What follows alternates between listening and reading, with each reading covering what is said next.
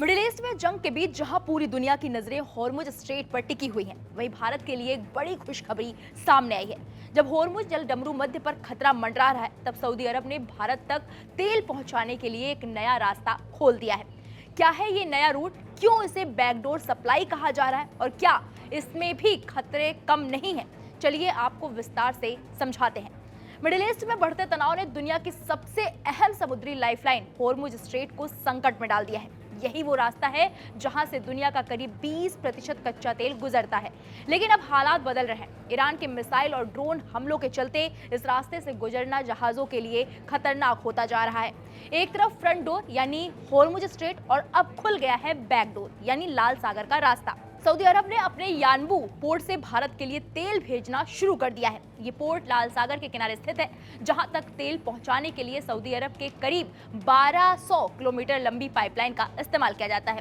Kepler की reports के मुताबिक 4 बड़े टैंकर करीब 60 लाख बैरल तेल लेकर भारत की ओर रवाना हो चुके हैं और महीने के अंत तक 90 लाख से 1 करोड़ बैरल अतिरिक्त तेल आने की उम्मीद जताई जा रही है। यानी साफ है, भारत की एनर्जी सिक्योरिटी को लेकर सऊदी अरब एक्टिव मोड में आ गया है। लेकिन इस राहत के साथ एक शर्त भी जुड़ी हुई है।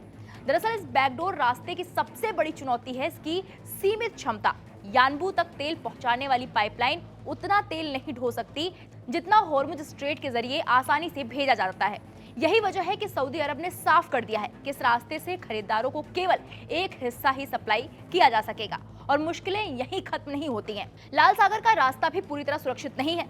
ये रास्ता बाब अल मंदाब जल डमरू मध्य से होकर गुजरता है, जहां यमन के हूती विद्रोही सक्रिय हैं। पहले भी इजराइल हमास युद्ध के दौरान हूतियों ने इस इलाके में जहाजों को निशाना बनाया था। हमलों के बाद कई जहाजों को लंबा रास्ता अपनाना पड़ा, अफ्रीका के नीचे से होकर गुजरना पड़ा, जिससे लागत और समय दोनों बढ़ गए।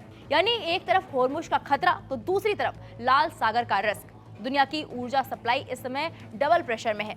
लेकिन इस बीच भारत के लिए ये कदम बेहद अहम है, क्योंकि भारत की ऊर्जा जरूरतों का बड़ा हिस्सा खाड़ी देशों से ही आता है। ऐसे में सऊदी अरब का ये नया रूट भारत के लिए अस्थायी राहत जरूर लेकर आया है। हालांकि ये समाधान नहीं है, बल्कि एक इमरजेंसी अरेंजमेंट है। अगर मिडिल ईस्ट में तनाव और बढ़ता है तो सप्लाई चेन पर दबाव और गहरा सकता है। तो कुल मिलाकर भारत के लिए फिलहाल राहत की खबर है, लेकिन खतरा अभी भी टला नहीं है। मिडिल ईस्ट की जंग अब सिर्फ क्षेत्रीय नहीं है, बल्कि वैश्विक अर्थव्यवस्था और ऊर्जा सुरक्षा की लड़ाई बन चुकी है। फिलहाल इस मामले पर आपकी क्या राय है, हमें कमेंट बॉक्स में जाकर जरूर बताइएगा।